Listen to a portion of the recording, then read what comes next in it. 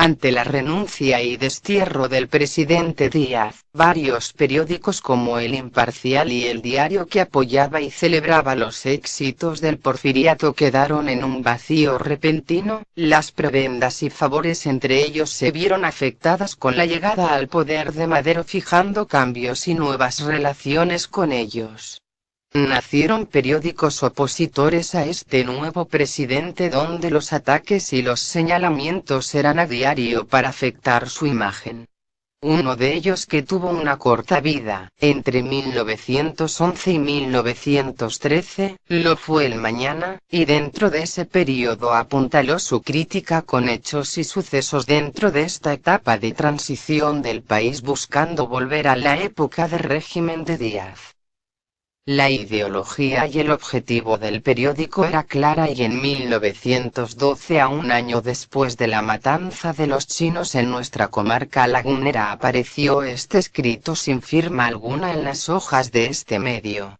Sin embargo, la descripción clara y puntual de la ciudad, de los múltiples personajes mencionados, junto a algunas de las fotografías de Art Fournier y varias descripciones breves y testimonios orales, algunos tal vez exagerados, de esos momentos, hacen suponer que es la narración de un testigo que vivió muy cercano esos tristes hechos y escalofriantes momentos en nuestra ciudad. A continuación, la transcripción fiel de esas hojas. Día 15 de mayo. Entrada del Ejército Libertador. Saqueo en Torreón. Seguramente que ninguno de los habitantes de esa población que haya presenciado la entrada del ejército maderista en Torreón, olvidará las escenas de bandidaje y de sangre que se verificaron en ese acto.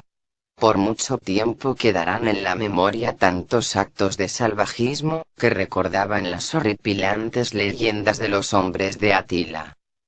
Serían como las 5 de la mañana, cuando se supo que los federales habían salido de Torreón. En la plaza de armas se veían algunos caballos pertenecientes a rurales y a soldados del octavo, que, sin jinetes, vagaban sueltos por las callejuelas del jardín. Más adelante se veían mochilas de soldados, correajes, chacos y capotes, que estaban en los charcos que anegaban las calles. La mañana estaba despejada, y muy pocas personas se veían por las calles, que, con canastas en la mano, iban en busca de comestibles para el desayuno. Así transcurrió una hora, y la gente siguió aumentando, hasta las 6:30, en que, por el lado oriente, empezaron a oírse gritos de la plebe que llamaba a los maderistas, diciéndoles que los federales se habían retirado. Estos no lo querían creer, y algunos se aventuraron a acercarse con desconfianza a las trincheras, diciendo mujeres que no los engañaran. Los maderistas de Torreón, que vieron salir a los federales, no les avisaban a los de fuera, y permanecieron ocultos en sus casas. Por fin, la plebe penetró a la cárcel, que estaba sin guardia, y abrió a los presos, entre los cuales se encontraban muchos criminales, correccionales y algunos presos políticos, entre ellos Manuel Oviedo, que desde noviembre de 1910 había sido encarcelado.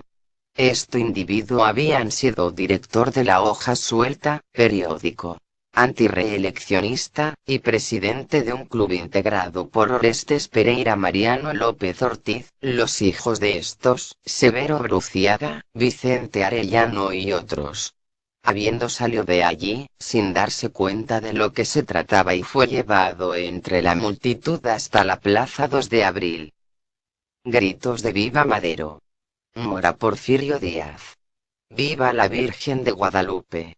Tiros y exclamaciones se oían por doquiera, y una multitud del pueblo se lanzó por las calles vitoreando a los primeros revoltosos que entraron en Torreón.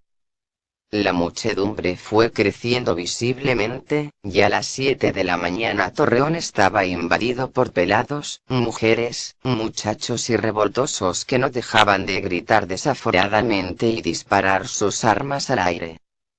Todos los revoltosos llevaban sus sombreros literalmente tapizados de estampas de la Virgen de Guadalupe, Cristos, niños de Atocha, Virgen del Refugio. Algunos andaban montados en pelo, dedos enancados en los caballos, con las armas más diversas: carabinas, sables, pistolas, machetes y cuchillos y hasta carabinas de salón. Varios llevaban en las grupas de los caballos a las mujerzuelas de los arroyos. Otros portaban banderas que agitaban frenéticos en medio de los gritos ensordecedores de la multitud. Enseguida comenzó el saqueo y la matanza de los chinos en la ciudad.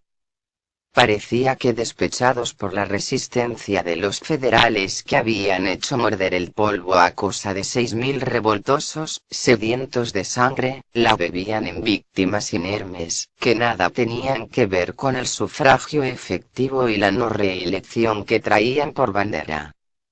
Son incontables las escenas horribles de la matanza de chinos, de los cuales sacrificaron cobardemente a 303. No quedó establecimiento de aquellos que no saquearan. En la lavandería oriental, establecimiento de 2 pisos, perfectamente montado, destruyeron las máquinas, abrieron la caja fuerte, y esta, aunque pesada, fue arrastrada hasta en medio de la calle. De las flamantes máquinas no quedaron sino aquellas que están fijas en el suelo, pues hasta la bomba de la noria se llevaron. El banco chino, las lavanderías, los almacenes de abarrotes y ropa, todo cuanto perteneció a los chinos, fue saqueado, destruido o incendiado. Se veía cometer con lujo de crueldad que rizaba los cabellos, los crímenes más atroces. Los maderistas hacían fuego sobre los pobres chinos, acribillándolos a balazos y después, muertos o moribundos, los cosían a puñaladas. Del edificio Reforma arrojaron por un balcón la cabeza de un desgraciado, a la multitud que ebria de gozo la recibió en medio de gritos, silbidos, carcajadas y denuestos. Por las calles se veían cuerdas de desgraciados, que iban atados al cuello, heridos, con las ropas tintas en sangre, conducidas entre la soldadesca desenfrenada, que los obligaba a caminar a fuerza de caballazos, empellones y culatazos, hacia las orillas de la población, donde los fusilaban sin misericordia. De estos infelices quedaron muchos tirados agonizantes y los pelados iban a rematarlos a pedradas o puñaladas. Algunos maderistas arrastraron a cabeza de silla a muchos cadáveres. Frente al edificio del correo, un desalmado le echó el caballo encima a un pobre muchachito chino, cuyo cráneo se partió como granada debajo de los cascos del caballo. Otros se apoderaron de las criaturas y, llevándolas en alto, cogidas por los pies, los azotaban contra el suelo, rompiéndolos la cabeza. Así murieron muchos. Tampoco se les perdonó a las chinas, muchas de las cuales murieron asesinadas. Los que pudieron escapar de la matanza, fueron a refugiarse despavoridos, en grupos o aisladamente, en las casas, en donde los ocultaban las familias, con riesgo de ser descubiertas y de correr la misma suerte que los refugiados. Así se salvaron cosa de 200 chinos. Entre las personas que valientemente se expusieron a salvar tanto infeliz, se cuentan la señora Sinforosa R. de Cadena, que salvó a más de 20 chinos. Don Joaquín Danini, en cuya casa se refugiaron 7, una señora americana que valientemente arrebató a las multitudes a un muchacho. En la Continental Ruberco se ocultaron más de 30. Y otros nombres que jamás se borrarán de la memoria de aquellos infelices, cuyo mayor crimen consistía en ser trabajadores y tener algunos ahorros. Un señor Escobedo fue muerto por salvar a un chino. Entre los chinos que sucumbieron en la hecatombe que pálidamente bosquejamos, se cuentan el señor Juan Mara, rico propietario y persona prominente entre los suyos, casado con una mexicana, cuya presencia no contuvo a los desalados asesinos. El gerente de la lavandería oriental y algunos que se decía eran de estirpe noble en su país, el doctor Lim, se salvó milagrosamente. Entretanto, el saqueo de los establecimientos comerciales y residencias particulares seguía, en todo su furor. La gente que inició el saqueo y la matanza de chinos era del denominado Primer Regimiento de la Laguna, con gente de San Pedro y de los ranchos, cuyos jefes no pudieron imponer orden, pues entraron horas después a la plaza, y aunque Sabino Flores, y después Orestes Pereira, protegieron a algunos chinos supervivientes, y a sus soldados y los de los demás cabecillas, habían manchado para siempre la causa de don Francisco Madero. La casa de don Carlos González fue saqueada por completo. Sus oficinas abiertas, las cajas abiertas. Robado el dinero, destrozados los libros y los documentos, rotas las puertas y sus cristales y vaciada por completo de muebles, ropa, papeles, armas, caballos, etc. Un mes después de estos hechos, la gente de Sabino Flores estaba ocupando esa casa y las habitaciones, recámara y salones de la opulenta mansión, convertidas en caballerizas con el pavimento cubierto de estiércol y restos de pastura, viéndose, en lo alto del edificio, flotar la bandera de la libertad. Las pérdidas sufridas por el coronel González, en todas sus propiedades, importan mucho más de 1 millón de pesos. El saqueo de la casa de Tomás Certuche, vaciada por completo de mercancías, por valor de más de 100.000 pesos. Don Enrique Wolf, americano que tenía máquinas de coser y armas en su tienda, fue robado y después incendiado el edificio.